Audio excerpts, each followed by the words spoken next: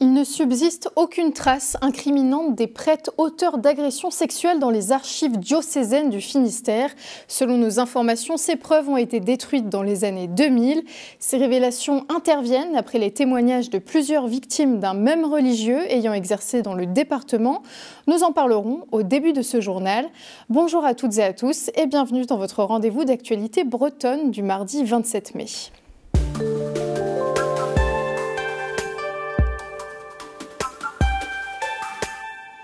Et après les affaires du lycée Saint-Pierre au Relecq-Kerrion et du Cresquer à Saint-Paul-de-Léon, le diocèse de Quimper connaît un nouveau scandale. L'abbé Béchu, soupçonné d'agression sexuelle, aurait officié durant 70 ans dans le Finistère, faisant des dizaines de victimes. Explication avec Enora Lenôtre. Ma mère m'avait inscrite au scoutisme et dès que je suis rentré comme louveteau, scout, tout de suite a commencé à jeter son dévolu sur moi. J'étais le meilleur, j'étais son préféré, etc. Et petit à petit, je me suis retrouvé flatté finalement de cette affection qu'il me portait. Je suis tombé totalement sous son emprise. Jean-Luc Perrault avait 11 ans lorsqu'il a croisé la route de l'abbé Béchu à Châteaulin. Comme lui, des dizaines d'enfants ont été victimes de ce prêtre qui a officié durant 70 ans sans être inquiété par la justice. Ordonné prêtre en 1949, il a officié dans tout le département du Finistère. En 1973, il est mis en retrait après le viol d'un enfant à Plouguerneau, avant de devenir aumônier 3 ans plus tard à l'hôpital de Quimperlé. Pour le moment, seuls des témoignages permettent de retracer les faits. Les archives du diocèse de Quimper le concernant ont toutes été détruites. Les archives concernant les prêtres agresseurs sexuels auraient été détruites au début des années 2000. Ils n'ont aucune trace de destruction d'archives, aucune trace de consigne demandant de détruire les archives, mais l'évêché reconnaissait que c'était possible dans la mesure où, pour faire de la place, il est possible que des purges aient pu être opérées. Selon la commission indépendante sur les abus sexuels dans l'Église, 26 prêtres diocésains, dont 25 décédés aujourd'hui, sont suspectés d'avoir commis des actes répréhensibles, la plupart dans les années 1960 à 1980 dans le Finistère. On vous en parlait hier en pleine manifestation des agriculteurs. La loi du plomb, qui vise à lever les contraintes à l'exercice du métier d'agriculteur, est arrivée en fin de journée à l'Assemblée. La loi préalablement adoptée au Sénat a finalement été rejetée par l'Assemblée nationale. Rejeter le texte pour mieux le faire passer, c'est la tactique adoptée par les députés favorables à la loi pour passer outre le mur d'amendements écologistes et insoumis. Ainsi, le texte sera envoyé devant une commission mixte paritaire réunissant à huis clos 7 députés et 7 sénateurs qui devra s'accorder sur une version commune. Les élus partiront ainsi de la version votée au Sénat en janvier dernier. Et puis depuis une semaine, les taxis sont mobilisés contre certaines pratiques illégales de VTC. Dans leur viseur, les maraudages et racolages illégaux de certains chauffeurs. À Brest, les taxis s'organisent pour lutter, créant des scènes de tension. Explication avec Maël Delmure. Appelle la police, si t'as des couilles, appelle les polices. Je dis, je suis là. Vas-y, je vais.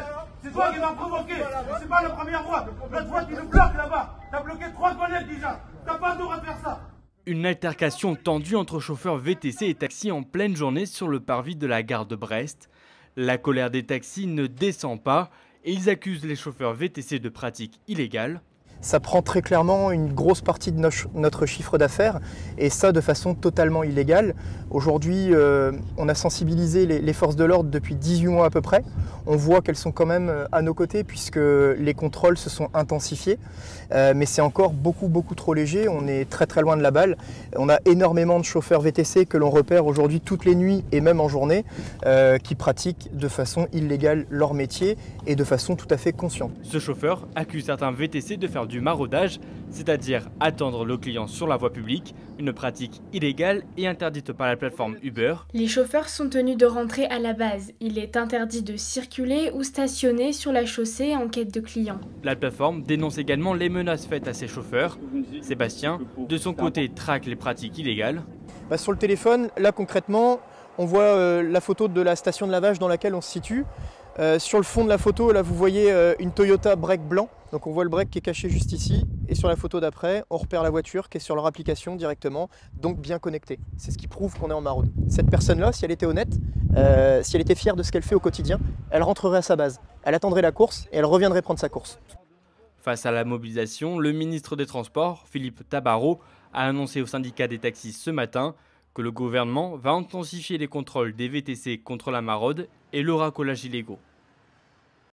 Les mégalithes de Karnak, bientôt classés au patrimoine mondial de l'UNESCO. Le Conseil international des monuments et des sites a rendu ce lundi 26 mai un avis favorable avant le vote final prévu aux alentours du 12 juillet 2025. De Las Vegas à Iffignac, l'histoire d'une mystérieuse livraison de 18 kilos de cannabis. Intercepté par la douane le 28 mars, le colis d'une valeur de près de 80 000 € en provenance de Las Vegas a été livré à Iffignac au domicile d'une femme qui affirme avoir simplement voulu rendre service à une connaissance en acceptant de recevoir un colis. L'enquête remonte alors jusqu'à cette connaissance, une Albanaise et son compagnon installés à Saint-Brieuc et en situation irrégulière. Lui admet qu'il se doutait que le colis contenait de la drogue. Il explique avoir donné une adresse française pour ne pas éveiller les soupçons. Le tribunal de Saint-Brieuc a condamné hier l'homme à 1 an de prison ferme avec interdiction de territoire pendant 10 ans. Et puis, jeux de grattage, poker en ligne ou encore paris sportifs peuvent passer de l'aspect récréatif à la dépendance. Cette addiction qui touche plus d'1,3 million de Français est aujourd'hui mieux prise en charge.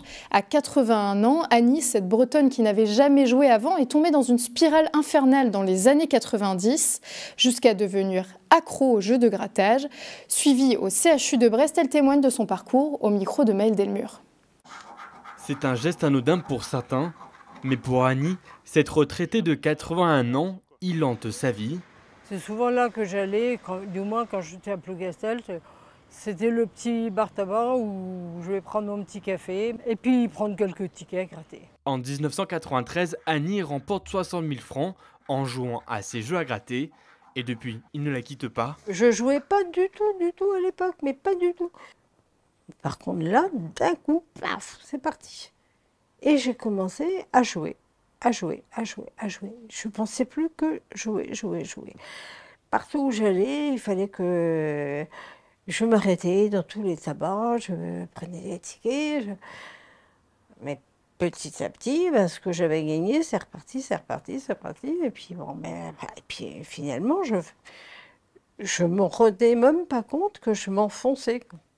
Son addiction passe sous les radars de nombreuses années, jusqu'au jour où Annie doit déposer un dossier de surendettement auprès de la Banque de France. C'est le dossier de surendettement. Des prêts que j'étais obligée de faire à force de jouer. Je me suis enfoncée dans les problèmes, mais donc à partir du moment où j'ai commencé à voir que je m'en sortais plus, j'ai fait un dossier de surendettement, ça efface tout. Depuis, l'octogénaire se fait suivre au CHU de Brest dans le service addictologie.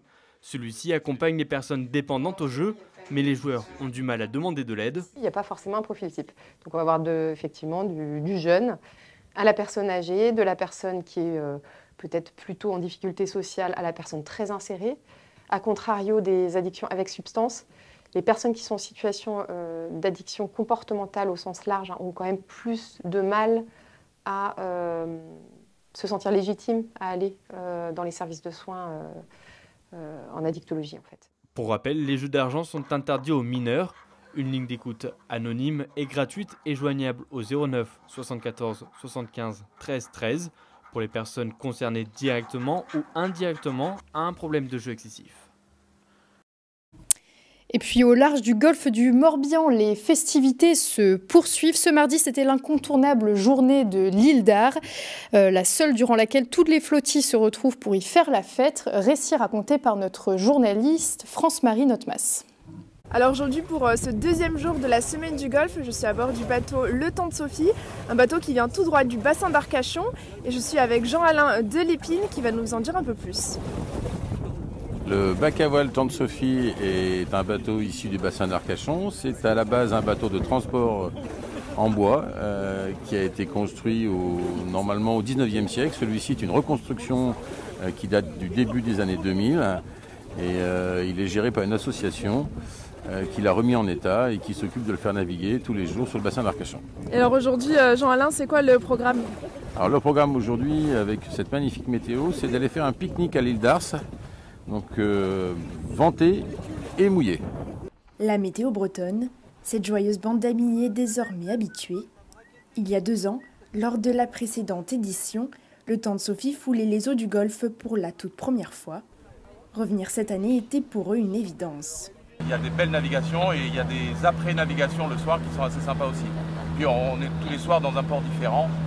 Voilà, c'est fait de rencontres et d'échanges, donc c'est vraiment chouette. Et puis c'est une navigation différente qu'on a sur le bassin d'Arcachon. Donc on profite vraiment d'autre chose ici. Il y a des courants, il y a du vent, c'est différent et c'est plaisant. Et puis on est tous ensemble, donc c'est magnifique. Après 1 heure de navigation, nous venons d'accoster sur l'île d'Ars. Et vous le voyez, juste derrière moi, nous ne sommes pas les seuls. Les flottilles débarquent progressivement sur l'île. Le programme maintenant, c'est de faire la fête tous ensemble.